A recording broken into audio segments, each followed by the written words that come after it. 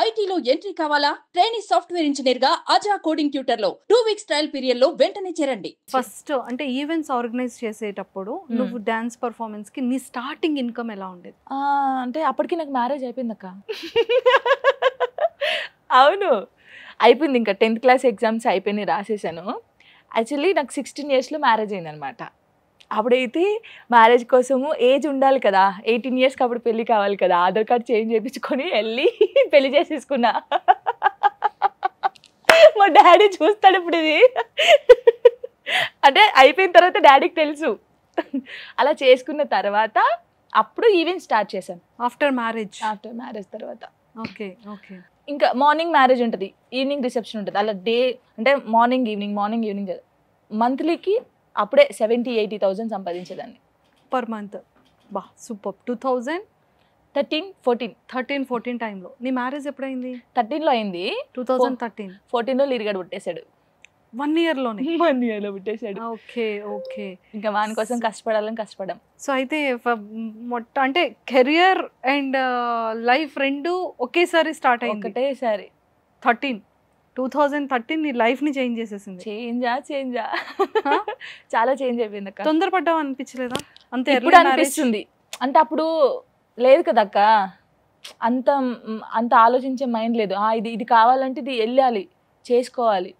కానీ బాగుండే అక్క, లైఫ్ మంచిగా ఉండే. కానీ ఇంకా రాత. సో 2013కి బిఫోర్ ఎన్ని ఇయర్స్ లవ్ నీది టోనీ గారిది? 2-3 years అయింది. అప్పటికి 8th స్టాండర్డ్ నుంచి లవ్ లో పడేసావా? నేను చెప్తున్నాను కదా అక్క, నేను స్కూల్కి వెళ్ళిపోయేదాన్ని, డాన్స్ తిరిగేదాన్ని. ఎలా పరిచయం తను డాన్సర్, నేను డాన్సర్ కదా. మా అన్నయ్య ఉండేవారు, రవి అన్నయ్య అని చెప్పేసి.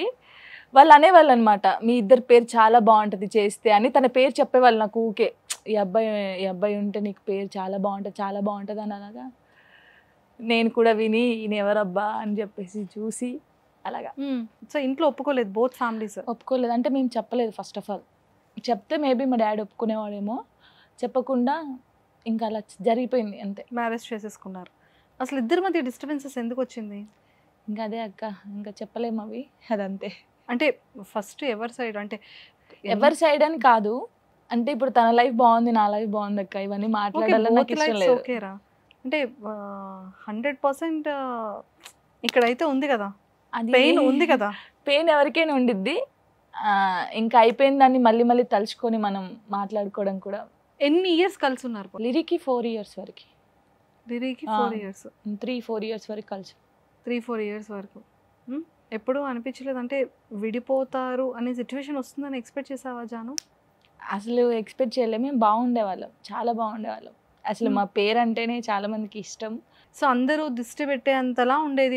అంటే నేను విన్నది ఏంటి అంటే, ఒక మంచి పేరు, మంచి అండర్స్టాండింగ్ ఉంటుంది, ఒకరికొకరు మంచి సపోర్టింగ్ గా ఉండేవాళ్ళు, ఇంత బాగుండేది వీళ్ళిద్దరు లైఫ్ అనేదే నేను విన్నాను. మరి సడన్ గా అంటే దట్ ఈస్ యువర్ పర్సనల్, అది నేను కూడా అడగకూడదు, ఇష్టం లేకుండా నేను ఏం జరిగింది అనేది అయితే నేను అడగను. బట్ ఎందుకు విడిపోవాల్సి వచ్చింది? అంటే లైక్ బాబు కోసం అయినా సరే, బాబు కోసం అని ఆలోచించలేదు ఇంకా. అంటే అంత కోపంలో ఉండే, తను అంత కోపంలో ఉండే, నేను అంత కోపంలో ఉండే.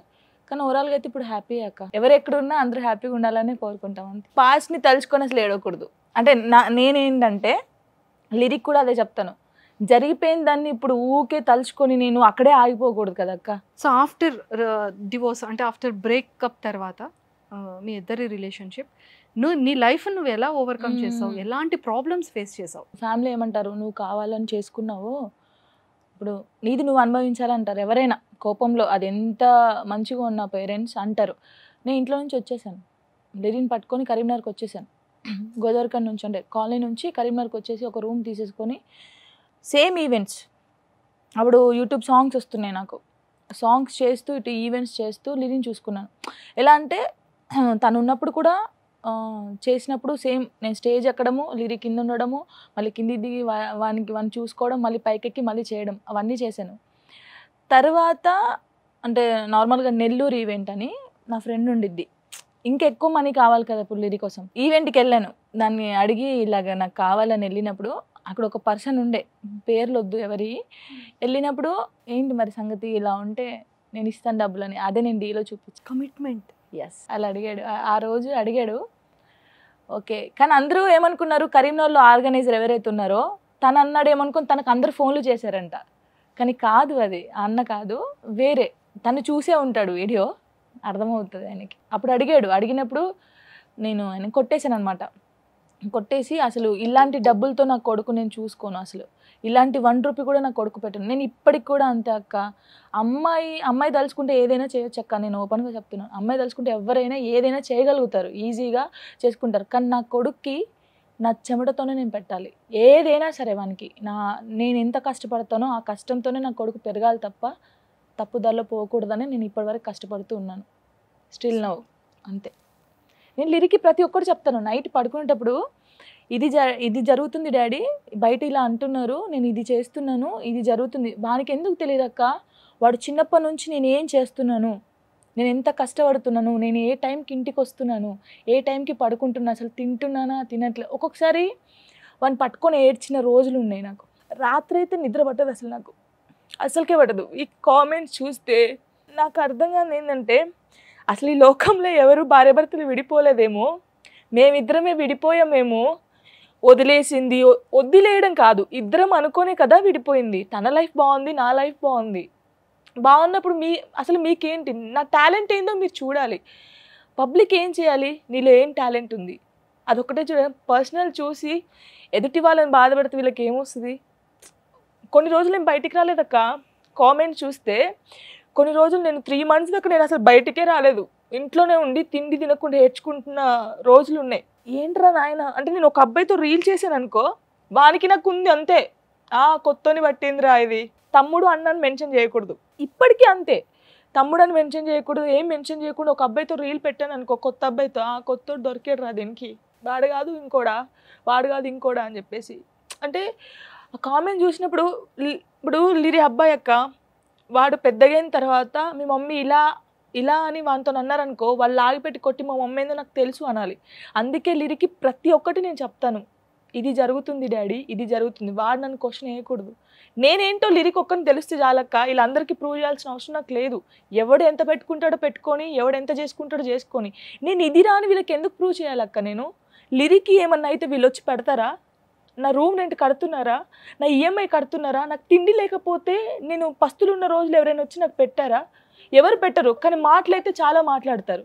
సో నాకు ఎవరి గురించి పట్టించుకొని నేను ఇది ప్రూవ్ చేసుకోవాలి, నేను ఏ తప్పు చేయలేదురా, నేను ఒకరికి ప్రూవ్ చేసుకోవాల్సిన అవసరం నాకు లేదు. నా కొడుకు ఒక్కడు నన్ను నమ్మితే చాలు, ఎవరు నమ్మకపోయినా పర్లేదు. నేను అదొక్కటే నమ్ముకొని ఉంటున్నా. వీళ్ళకి కూడా చెప్పేది ఒకటే, ఎప్పుడు నెగిటివ్గా చూడొద్దక్క. మన కళ్ళు ఎలా చూస్తాయో అది అలాగే ఉంటుంది. నేను ఇప్పటికి ఒకటే నమ్ముతున్నా, నేను కష్టపడుతున్నా కాబట్టి ఈ స్టేజ్లో ఉన్నానక్క. ఎస్, నేను కష్టపడకపోతే ఈ స్టేజ్కి రాను. నేను ఎక్కడో ఉండేదాన్ని. నేను ఇప్పుడు ఇక్కడ దాకా నేను వస్తానని నేను అనుకోలేదు. అసలు నేను డీలో చేస్తాను కూడా అనుకోలేదు. అంత స్టేజ్ నాకు కాదనుకుంటాను నేను. ఎందుకంటే ఎప్పుడైనా నేను ఫోక్ డాన్సర్ని, ఒక రియాలిటీ షోలో నేను చేస్తాను అనుకున్నానా? నా డాన్స్ వాళ్ళకి నచ్చుతుంది అనుకున్నానా? నచ్చింది ఈ స్టేజ్లో ఉన్నానంటే నేను ఎంత హార్డ్ వర్క్ చేస్తే ఆ పొజిషన్లో ఉంటాను. అంతే అక్క. ఇంతకు మించి జనాలకి నేను చెప్పేది, ఒక సిస్టర్గా అనుకుంటారో, ఒక అక్కగా అనుకుంటారో తెలీదు. వాళ్ళ ఫ్యామిలీలో ఇదే జరిగితే ఇలా ఊరుకుంటారా? ఎప్పుడు చూసినా ఇంకా నేను సూసైడ్ చేసుకున్నాను అక్క, తెలుసా? అంటే నాతో కాలేదు, ఇంకా నాతో అస్సలకే కాలేదు. ఏంట్రా ఇది, ఈ కామెంట్స్ ఏంది, ఈ కథ ఏంది, అసలు ఏం తప్పు చేయనప్పుడు ఎందుకు అనాలి? తప్పు చేస్తే మనకు అనిపిస్తుంది, అనుకోండిరా పోనీరే అనిపిస్తుంది. చేయనప్పుడు అనిపించినప్పుడు తర్వాత నేను లిరిని చూశాను. నేను పోతే లిరిని ఎవ్వరు చూసుకోరక్క, ఇది 100%. మా అమ్మ కానీ మా నాన్న కానీ ఎవరు చూసుకుంటారు? కొన్ని రోజులు చూసుకుంటారు. అమ్మ ఉండే ఫీలింగ్ ఎవరికి ఉండదు. నాన్న లేకుండా బతకొచ్చు అక్క, అమ్మ లేకుండా బతకలేం. అది లిరిని నేను బాగా ఆలోచించా. అరే నేను చనిపోతే లిరిని ఎవరు చూసుకుంటాడు? లిరికి ఇప్పటికి కూడా అక్క, వాడు నేను ఎక్కడున్నా ఫోన్ చేస్తే వానికి 5 నిమిషాల్లో ఏది కావాలంటే అది తెప్పిస్తాను తెలుసా నేను ఇప్పటికీ. అంటే వానికి ఎలాంటి ఫీలింగ్ ఉండకూడదు, ఎలాంటి పడకూడదు. నేను చిన్నప్పుడు ఎలా బాధపడ్డానో వాడు అసలు పడొద్దు. ఏదైనా సరే వానికి 5 minutesలో పెట్టేస్తాను. నేను బతుకుతుంది వాని కోసమే అక్క. స్టిల్ నౌ నాకు ఎలాంటి కోరికలు కూడా లేవు. ఇంకా పెద్దగా కోరియోగ్రాఫర్ కావాలి, పెద్దగా ఉండాలి, ఇంకా పేరు రావాలి అవసరం లేదు. నాకంటూ ఒక పేరు వచ్చింది చాలు. వాడిని మంచిగా చదివించాలక్క, నా గోల్ అదే. వాడు మంచిగా చదువుకొని వాడు ఒక మంచి పొజిషన్లో ఉంటే అంతకు మించి నాకు హ్యాపీనెస్ లేనే లేదు. మేబీ చాలామంది అర్థం చేసుకుంటారేమో, అంటే నిజంగానే ఈ కమెంట్స్ అనేది అది ఒక సెలబ్రిటీ అని లేదు, ఒక యాంకర్ అని లేదు, లేదు అంటే ఒక ఆర్టిస్ట్ అని లేదు, ఒక హీరో అని లేదు, గుడ్ ఆర్ బ్యాడ్ జనాలకి అవసరం లేదు. అవసరం లేదు అది. అది టక్మని కమెంట్ పెట్టేస్తారు. కానీ వాళ్ళ పర్సనల్ లైఫ్ ఎంత డిస్టర్బ్ అవుతుంది అనేది వాడికి అనవసరం. అదే వాడి ఇంట్లో జరిగితే వెంటనే రియాక్ట్ అవుతాడు. అదే ఎదురు అమ్మాయికి అదే సిగ్గు లేకుండా వాడు కమెంట్ పెడతాడు. నీకు నచ్చినప్పుడు వీడియో చూడడం ఎందుకక్క నేను అంటాను.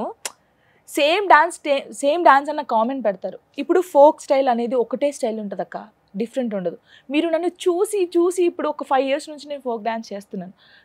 చూసి ఒకటేసారి నేను చూసానక్క, రోజు నిన్ను చూస్తూనే ఉంటాను. ఒక 1 month తర్వాత నేను చూస్తే అరే అక్క సన్నగా అయిపోయావంటాను. డిఫరెంట్ తెలుస్తుంది. నువ్వు రోజు నన్ను చూసిన తర్వాత నీకు డిఫరెన్స్ ఎక్కడ తెలుస్తుంది? సేమ్ డాన్స్, సేమ్ మూమెంట్స్ ఇలా పెడుతూ ఉంటే నాకు ఓకే పర్లేదు వీళ్ళకి తెలియదు కదా అనిపిస్తుంది. కానీ ఆయన అంటే పెద్దవాళ్ళు అంటారు కదా, మన నాలిక అదుపులో ఉంటే చాలా. ఒక్క నాలిక వల్ల కొన్ని లైఫ్లే నాశనం అయిపోతాయి అక్క. వాడు మాట్లాడే ఒక్క మాట వల్ల కొంతమంది సూసైడ్ చేసుకొని చచ్చిపోతారేమో భరించలేక, కొంతమంది విడిపోతారేమో నువ్వు పెట్టిన కామెంట్ వల్ల. అది వాళ్ళకి అర్థం కావట్లేదు. సరే పోనీలే ఇంతే. అందుకే గణేష్ మాస్టర్ అన్నాడుగా, కుక్కలు మొరుగుతూనే ఉంటాయి జాను పట్టించుకోకని. నేను అదే ఫాలో అవుతున్నాను. వాళ్ళు ఎంతనన్నా పెట్టుకొని అక్క, పెట్టినోడు ఎవడు నాకు వచ్చి ఏం చేయడు. అసలు వాళ్ళ గురించి నేను మాట్లాడడం కూడా time waste. First of all నేను పట్టించుకోను. కానీ నన్ను ప్రేమించే వాళ్ళు చాలా మంది ఉన్నారు అక్క, చాలా మంది ఫ్యాన్స్ సంపాదించుకున్నాం. అది చాలా హ్యాపీ నాకు. ఎక్కడికి వెళ్ళినా ఒక మంచి రెస్పెక్ట్ని సంపాదించుకున్నాం కదా.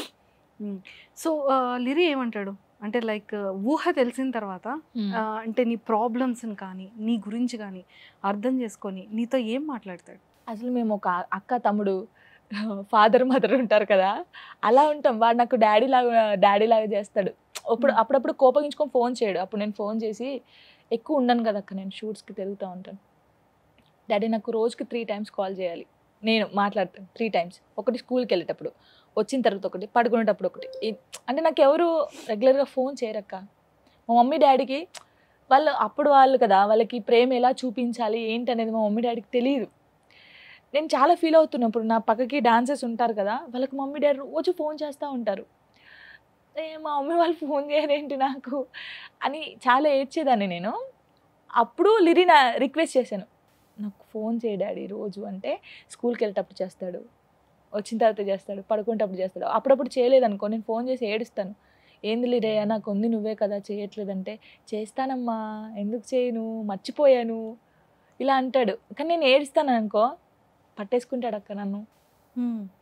ఏడుపంతా అయిపోయేదాకా పట్టేసుకొని, ఏడోక జానమ్మా నేను ఉన్నాను కదా, ఎవడేమన్నాడు చెప్పు ఇప్పుడు, అలా రియాక్ట్ అవుతాడు. ఎవడేమన్నాడు వాని సంగతి చెప్తాను, నేను పోలీస్ అయ్యి గన్ను బట్టి కాలుస్తాను వాడిని, నేను రాసుకుంటాను డాడీ పేర్లన్నీ, ఎవడేమని అంటున్నాడు ఆ పేర్లన్నీ రాసుకుంటాడు, వాళ్ళందరూ నువ్వు కాల్చిపడాయి. చాలా ధైర్యం ఇస్తాడు లిరి నాకు, నేను ఉన్నాను కదా. ఏమంటాడు తెలుసా, లిరి పెళ్లి చేసుకొని వెళ్ళిపోతావు కదరా, నన్ను వదిలేస్తావు కదరా అని అంటే, నువ్వు అట్లా అంటే నేను పెళ్ళే చేసుకోను అంటాడు. సీరియస్గా అక్క వాడు, నేను అసలు పెళ్ళే చేసుకుని అలా అంటే, నాకు పెళ్ళొద్దేమొద్దు అంటాడు. ఇప్పుడు ఎంత ఏజ్ వానికి? ఇప్పుడు 10 years అక్క. 10 years 5th class వాడు. 5th class చదువుతున్నాడు. అసలు నార్మల్గా వాడు అమ్మో, అక్కడ అబ్బాయిలు ఉన్నారంటే, ఒకవేళ నేను నైట్ డ్రెస్ వేసుకొని ఇట్లా బయటకు, ఏం డ్రెస్ అది బయటకు ఎందుకు పోతున్నావు లోపల నడు అంటాడు. సీరియస్గా అక్క వాడు ఇప్పటి నుంచే నన్ను అలాగా సీరియస్గా చాలా వాడి మైండ్ వాడు. ఒకవేళ ఇన్ కేస్ నువ్వు ఎక్కడికైనా ఊర్లో వెళ్ళి ఈవెంట్స్ ఏమైనా చేసి రావాలి అంటే, అక్కడ తన కుకింగ్ కానీ తను ఉండడానికి అమ్మ ఉంటుంది.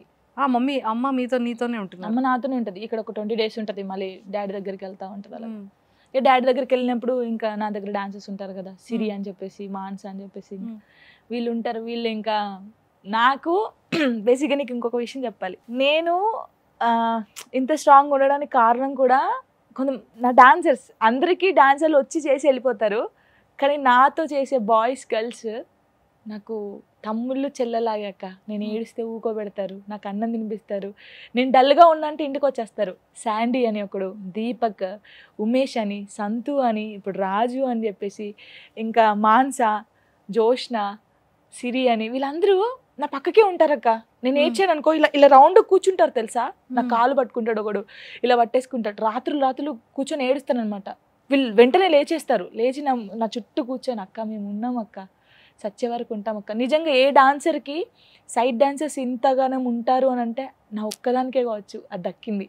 వీళ్ళందరికీ నిజంగా ఎంత చేసినా నేను రుణం తీర్చుకోలేను వీళ్ళకి. చాలా మంది అక్క నాకు బయటికి వెళ్తే వాళ్ళ సొంత కూతురులాగా చెల్లెలాగా అంత రిసీవ్ చేసుకుంటారు నన్ను. అప్పుడు అనిపిస్తుంది ఇవన్నీ ఎందుకు పట్టించుకోవాలనిపిస్తుంది, కానీ ఒక్కసారి చూసిన తర్వాత బాధ అనిపిస్తుంది మళ్ళీ. అది ఎందుకు ఎందుకు ఎందుకని పెట్టినోడే చూస్తాడు వీడియో, ఆ పెట్టినోడే మనం ఎట్టని బయటికి వెళ్తే వాడు పెట్టినోడే వచ్చి ఫోటో దిగుతాడు మళ్ళీ. చూడక్క వానికి నచ్చకపోతే అసలు చూడకూడదు, నువ్వు ఓపెన్ కూడా చేయకూడదు. నీకు నచ్చలేదంటే ఫోటో కనిపిస్తుంది కదా, అసలు నువ్వు చూడకూడదు, వేరే వీడియోస్ చూడు. అంతే కదా, నచ్చలేదంటావు, చూస్తావు, కామెంట్ పెడతావు, మళ్ళీ వచ్చి ఫోటో దిగుతావు. ఎందుకురా అయ్యా మీతోని. కానీ ఒక్కటి జాను, అంటే ఎదుగుతున్న కొద్దీ దెబ్బలు పడుతూనే ఉంటాయి, అలా అని మనం ఆగిపోకూడదు కదా. సో నువ్వు కూడా ఈ రోజు నుంచి ఇప్పుడు నీది మనసులో ఉన్న ఫీలింగ్ ఓపెన్ అప్ అయిపోయావు. ఎంతో మంది జనాలకి ఖచ్చితంగా ఈ పాయింట్ అనేది అర్థమవుతుంది. సో కష్టపడుతున్నావు, బాబు కోసం కష్టపడుతున్నావు కదా. ఈ డ్యాన్స్ వల్ల ఎలా ఉంటుంది, పిల్లలు ఎలా స్ట్రెయిన్ అయిపోతారు, వాళ్ళ కాలు ఎలా నొప్పెడుతుంది, వాళ్ళకి ఎంత ఆకలేస్తుంది, వాళ్ళు ఎంత వెయిట్ లాస్ అవుతారు, ఎంత స్ట్రెయిన్ అవుతారు, ఎంత స్ట్రెస్ అవుతారు, ఎన్ని దెబ్బలు తగులుతాయి, ఇవన్నీ అర్థం చేసుకునే వాళ్ళకి తెలుస్తుంది. యాక్చువల్లీ మేము చెప్పులు వేసుకోము ఫోక్ సాంగ్స్లో. కొందరు వేసుకుంటారు, కొందరు వేసుకోరు, కొన్ని సాంగ్స్కి వేసుకుంటారు. అక్కడ రాళ్ళు ఉండని ముళ్ళులు ఉండని మేము చేసేస్తాం. ముళ్ళులు గుచ్చి రాళ్ళు గుచ్చి పిల్లలు ఎంత అలసిపోతారు తెలుసా, చాలా అలసిపోతారు. నేను అంటే ఇప్పుడు ఒక ఆర్టిస్ట్కి ఎక్కువ అమౌంట్ ఉంటుంది, కానీ సైడ్ డాన్సర్ అనే వాళ్ళకి 1500 ఇస్తారక్క. మార్నింగ్ 5 గంటలకు లేవాలి, మళ్ళీ అయిపోయేదాకా చేయాలి, ఫుడ్ టైంకి ఉండదు, ఏముండదు. నేను ఎందుకు వాళ్ళ గురించి నేను అదే పొజిషన్ నుంచి వచ్చాను, నాకు తెలుసు. కొంతమంది చాలా చీప్గా చూస్తారు తెలుసా ప్రొడ్యూసర్స్ సైడ్ డాన్సర్లని. డాన్స్ క్లాస్లో పడుకోండి, ఇక్కడే పడుకోండి అంటారు. నాకు ఎంత కోపం వస్తుందంటే నేను డాన్స్ క్లాస్లో పడుకుంటా అక్క వాళ్ళతో వెళ్ళి. వాళ్ళు ఎక్కడ కూర్చుంటే అక్కడ కూర్చొని తింటాను, వాళ్ళతోనే పడుకుంటాను. ఎందుకంటే నాకు తెలుసు వాళ్ళ బాధ. అంటారు అక్క నువ్వేం నాకు ఇక్కడ పడుకుంటావు అంటే, లేదురా మీరు ఎక్కడ ఉంటే నేను అక్కడ ఉంటాను, నాకు తెలుసు మీ బాధ ఏంటో. చాలా అంటే చాలా చీప్. మామూలు కూడా అక్క ఇప్పుడు డాన్సెస్ అంటే రావాలి మేకప్ వేసుకొని డబ్బులు ఇవ్వట్లేదా, రావాలి చేయాలి అక్క అంటే తప్పుగా అనుకోద్దు. సింగర్స్కి అందంతో పని లేదు, నార్మల్గా ఒక యాక్టర్కి ఒక యాంకర్కి దీంతోనే పని. మనం ఇది ఎంత కాపాడుకుంటే మనకు అన్ని అవకాశాలు వస్తాయి అంతే. సింగర్కి ఒక గొంతు ఉంటే సరిపోద్ది, వాళ్ళు నిల్చొని పాడతారు గంటలు గంటలు పాపం స్టూడియోలలో. కానీ ఇక్కడ ఏం తెలుసా, ఎర్లీ మార్నింగ్ 5 o'clockకి లేవాలి ఒక ఆర్టిస్ట్, మేకప్ వేసుకోవాలి, నీకు ఏ ప్రాబ్లమ్స్ ఉన్నాయో ఎవరు పట్టించుకోరు, వెళ్ళాలి చేయాలి. చాలా కష్టం అక్క. చూసే వాళ్ళకి ఈజీ అనిపిస్తుంది కానీ ఈజీ కాదు. అది ఎంత కష్టపడి ఎన్ని మాటలు పడి ఇక్కడ దాకా వచ్చాము. ఇప్పుడు 100% అర్థమవుతుంది. సో అందరికీ కూడా అంటే ఒక్క జాను తరపు నుంచి అనే కాదు, పర్సనల్ రిక్వెస్ట్ ఏంటి అంటే, కమెంట్స్ అనేది కొన్ని లైఫ్ని పాడు చేస్తుంది. అవును, కొంతమంది కపుల్స్ లైఫ్ని కొలాప్స్ చేస్తుంది, కొంతమంది డిప్రెషన్లోకి వెళ్ళిపోతారు, చాలా సఫర్ అవుతారు. దానివల్ల వాళ్ళు అనుకున్న డ్రీమ్స్ ఫుల్ఫిల్ చేసుకోలేరు, ఇష్టాలని కోల్పోతారు. ఇవన్నీ జరుగుతాయి ఆ ఒక్క కమెంట్ వల్ల, ఆ ఒక్క లైన్, ఆ 2 lines వల్ల ఇష్టం వచ్చినట్టు పెట్టేస్తారు. దయచేసి ఎవరైతే నెగిటివ్ కమెంట్స్ పెడుతున్నారో వాళ్ళందరికీ పర్సనల్ రిక్వెస్ట్ ఏంటి అంటే, మీకు ఫ్యామిలీ ఉందా, మీకు చెల్లి లేదా, మీకు ఆడపిల్ల లేదా, ఇవన్నీ కాదు. ఒక కమెంట్ పెట్టేటప్పుడు 1కి 10 times ఆలోచించి ఒక కమెంట్ పెట్టండి. కమెంట్ పెట్టకపోయినా పర్వాలేదు, ఎంకరేజ్ చేయకపోయినా పర్వాలేదు, కానీ దయచేసి డిస్కరేజ్ చేసి ఒక మనిషిని హట్ చేసే విధంగా ఎవ్వరికి కూడా దయచేసి కమెంట్స్ పెట్టకండి. ఇది ప్రతి ఒక్క ఆర్టిస్ట్ కానీ ఒక యాక్టర్ కానీ ప్రతి ఒక్కరు కూడా ఫేస్ చేసే ప్రాబ్లం ఇదే. దయచేసి నెగిటివ్ కమెంట్స్ అనేది ఎవ్వరికి కూడా పెట్టకండి. ఇది ఒక్కటే పర్సనల్ రిక్వెస్ట్. నీ తరపు నుంచి నా తరపు నుంచి కూడా చెప్పేశాను. అర్థం చేసుకునే వాళ్ళందరూ అర్థం చేసుకుంటారు. ఇప్పుడు బాగుంది లైఫ్, బాగుంది ఉండడానికి ఓన్ హౌస్ ఏమైనా తీసుకుంటున్నా? ప్లానింగ్ అక్క, ప్లానింగ్లో ఉన్నావు. వెరీ సూన్ నేనైతే చాలా తొందరగా ఓన్ హౌస్ కొనుక్కోవాలనుకుంటున్నా. ఒక చిన్నదైనా సరే, ఒక సొంత ఇల్లు ఉంటే హ్యాపీగా నువ్వు నీ కొడుకుండొచ్చు. నా డ్రీమే అదక్క. నాకు ఒక ఇల్లు కట్టుకోవాలి, ఆ ఇంట్లో లిరి నేను ఉండాలి. మన ఇంట్లో మనం ఉంటే కారంతో తిన్నా ఎవరేమన్నదక్క, సీరియస్గా నాకు అది డ్రీమ్. నేను దానికోసమే కష్టపడుతున్నాను. ఇంకా లిరియా పెళ్లి చేసుకొని నాకు ఒక ముద్ద పడేస్తే ఇలా టీవీ చూసుకుంటూ హాయిగా కూర్చుంటాను. సుమన్ టీవీలో మీ పర్సనల్ అండ్ బిజినెస్ ప్రమోషన్స్ కోసం కింది నెంబర్కి కాంటాక్ట్ చేయండి.